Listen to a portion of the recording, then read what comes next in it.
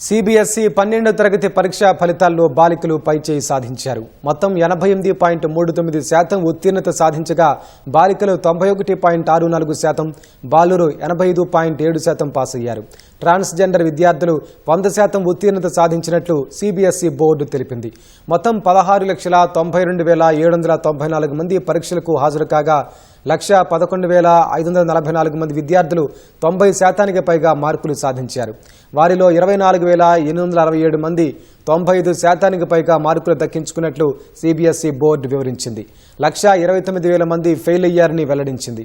ప్రాంతాల వారీగా ఫలితాల్లో విజయవాడ రీజియన్లో అత్యధికంగా 99.6% విద్యార్థులు ఉత్తీర్ణత సాధించారు. తిరువనంతపురం 99.32%, చెన్నైలో 97.39% ఉత్తీర్ణత నమోదైంది. ప్రయాగ్రాజ్లో అత్యల్పంగా 79.53% ఉత్తీర్ణత వచ్చినట్లు సిబిఎస్ఈ బోర్డు తెలిపింది.